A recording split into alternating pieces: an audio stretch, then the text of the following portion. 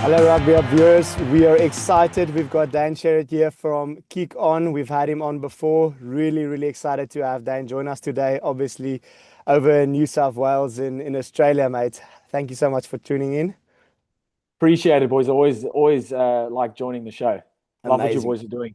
Amazing. No, yeah, congratulations. I mean, man, you've just been flying. Guys, please check out Kick On. It's amazing what Dane is busy with. I mean, the guy's creating reels and clicks everywhere. You will not Just believe going, it. man. Just Yeah. growing, just growing. But yeah, Guri is in the mountains in Slovenia, so he might tune in somewhere during this episode with a little bit of input, but let's see. I don't know how his connection is. But yeah, let's jump straight into it. Dan, I mean, I wanted to actually start off. I think you told me you're living about 10 years now in Australia. How did you feel after that game? Were you happy? Were you sad? What was the emotions, It's man? honestly me. It was mixed emotions. So when the game started, right, and the Bokke went out to 22-0 in the first 19, I'm like, this is going to be 60 points. This is great for Springboks, but not good for the Wallabies and not good for rugby. Yeah, I'm a rugby fan first. I'll always be rugby first over whoever I support, right? And then I started seeing the Wallabies come back, and my first thoughts was like, oh no, the Springboks. And then I'm like, no, this is great for rugby yeah, because rugby is good when there's more teams being competitive. Wallabies have gone through the biggest slump the past couple of years. And to see the growth and to see them come back from that, outstanding, man. It yeah. was one of the best games I've watched. I didn't watch it live. It kicked off at 1 o'clock in the morning here. So I woke up a bit after it and then watched it. Mate, that would have been unreal to watch. They silenced an Ellis Park that was Yeah, full of mad South Africans. That when yeah, has that been done before?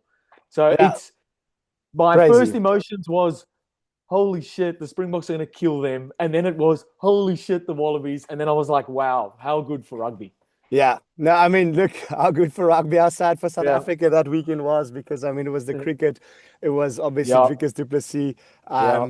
I mean, if you're a Paul Roos boy, it was Paul Roos great. There's Paul Roos as So well. there's a lot of Oh stuff no. that there's a lot of stuff Yeah. that happened. But anyways, I mean, let's transition to this weekend. I don't want to get too stuck in last week. Obviously, Yep. really credit to the Wallabies and Joe Smith for what he's been doing with them, the way they fought back and the way they beat, the Boks at Ellis Park. I think the first time in over 60 years is incredible. So credit to them. I think I've never seen Rassie so disappointed or disgusted in a post-match conference. But yeah, I'll throw the team up here in the video. I wanted to go over to this week. Now, I want to ask you, like, how does the Boks turn this around? And after we've seen the selection, what do you think we can expect of this team?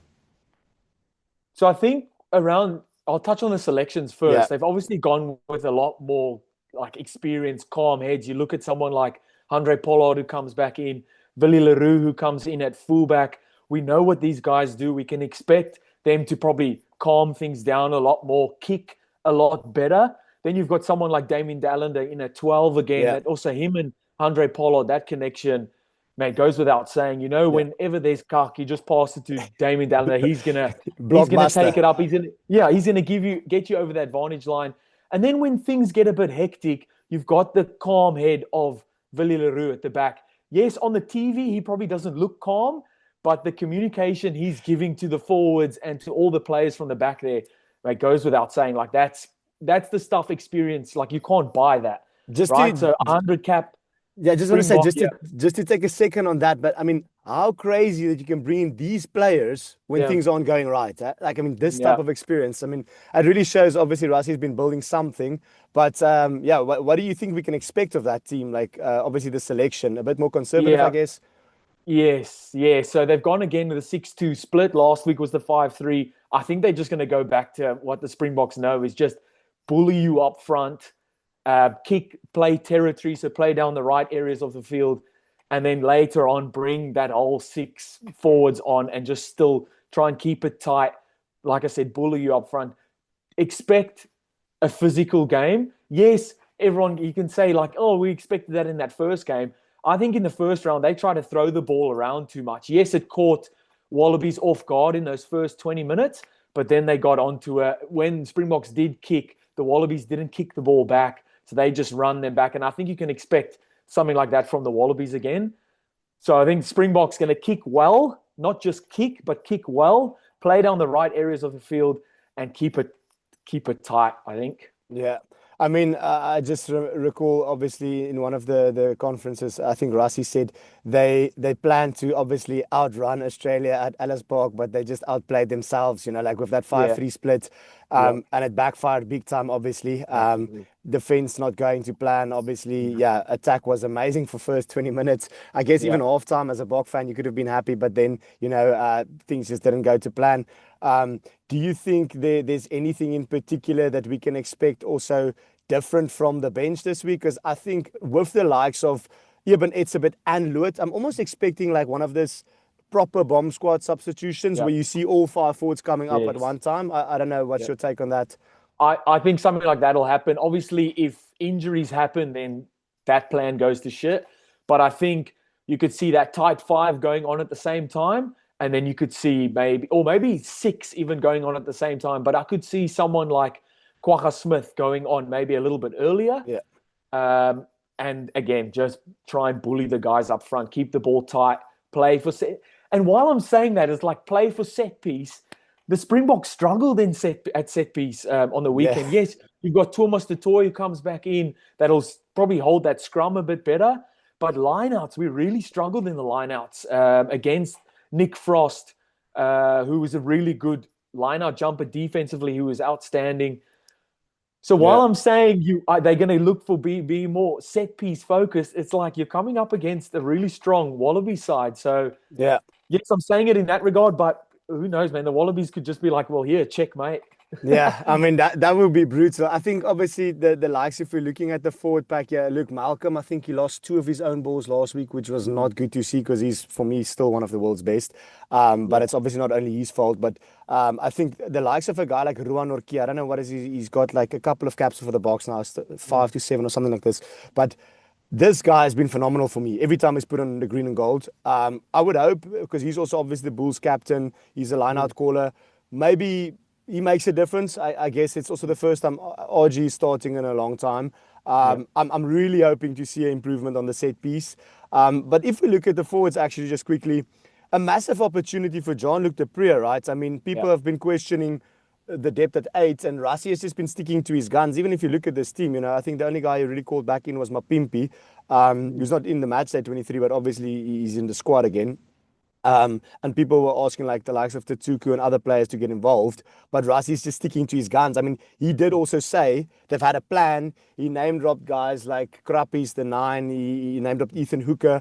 Obviously, these are some of the players missing out because of last week not going to plan. Obviously, some injuries as well. But I think, this week, massive opportunities for some of the guys up front. I would even say it's a massive opportunity for Franco Mostert, because he's also another big game player that needs to make an impact. I don't know, what's your take on that forward pack? Absolutely. Jean-Luc du Preez, I like him. I've watched him for a while at Sale Sharks. Big body. They play also very forward dominant because they've got a lot of South African players there. And he just loves, I think before his first game back again, he said, it's just basic. I want to get over that vantage line and I want to stop guys from getting over that vantage line. That's all you need from your 8. That's all that Jasper does, and he does it really well. So he will want to put his hand up for that 8 spot as well. And then Franco Mostert gives you work rate, man. That guy gets through so much work. He's obviously a great line-out option as well. So that gives BOKS another line-out threat. And I just love him for his work rate, man. So that's definitely something that probably why he was selected there as well. Yeah.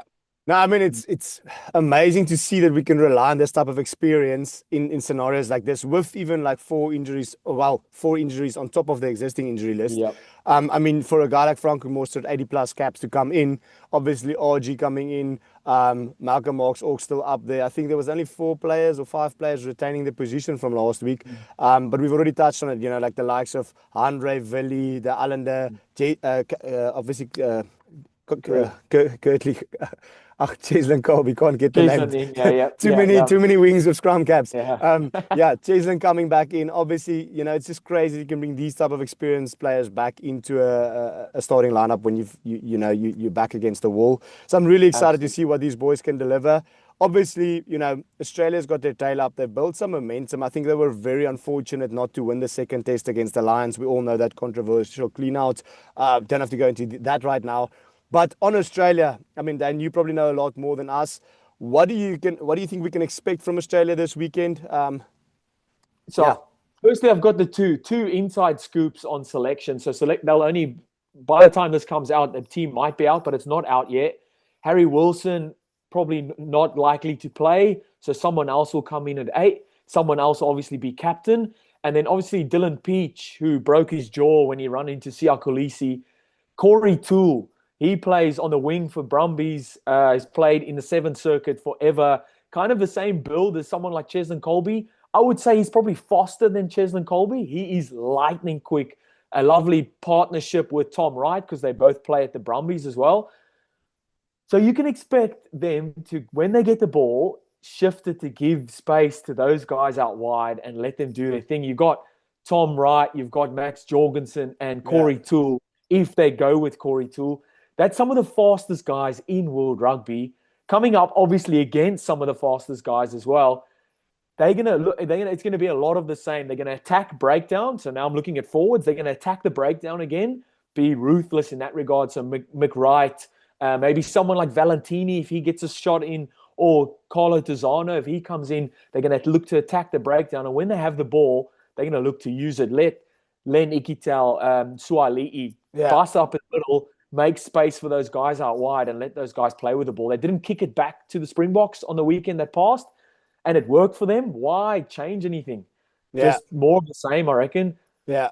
No, I mean, I do think, just looking at it here on the side of the screen, I think this weekend, I mean, it might be a wet affair. At the moment, it looks like it's going to rain. So I guess a little bit less attacking rugby, or we can still see some attacking rugby. I mean, we've seen it in the past. But yeah, I would imagine, like you just said there, why change too much of what's worked last week? So I'm very excited. I don't know, mate. Maybe let's just round it off with some predictions. I don't know. What do you think will happen this weekend? Obviously, for you, it's a very tough one. Oh man, no. You know what? I do think the Springboks will bounce back. I don't think it'll be as a dominant performance as some people are expecting. I think Wallabies are still going to come out and throw the kitchen sink at the Springboks. Springboks are massive favourites. You've got your cool, calm heads of like Pollard and Valileru, like I said, the big forwards up front. And I think if it's wet weather, Paulie's to kick a couple of penalties, and it'll be close, man. I think Springboks by about 5 to 8 points, something like that. But again, like the rugby fan in me is like, fuck, imagine this. Imagine the Wallabies do it again. Yeah. Imagine they do it again. Like, wow. But this is, and I said it before earlier in this week, this is probably the biggest game the Springboks have played since that second test versus Ireland last year. Yeah. This is a big game. I don't care what anyone says. It's only a game, or it's a huge game. It's a massive game in the context of the tournament. Coming off 2 losses against Australia at home, going to play New Zealand away. I don't think that's a place we want to be in. You've heard it from Dane. Close game. Mate, I actually have the exact same feeling. I don't think we're going to walk away with it. I know people would like to think so, that we're going to smash them with 20 points plus. I can't see how we turn it around to such a big victory after what's happened with injuries and the team that we've selected. I would really hope we can do at least plus 10 points, but let's see. Like you said, maybe Australia comes out, guns blazing, and they do it again. Mate, thank you so much for tuning in, guys. Please check out Kick On, and obviously drop us your comments. Let us know what you think. What did we miss? And thank you for the continuous support.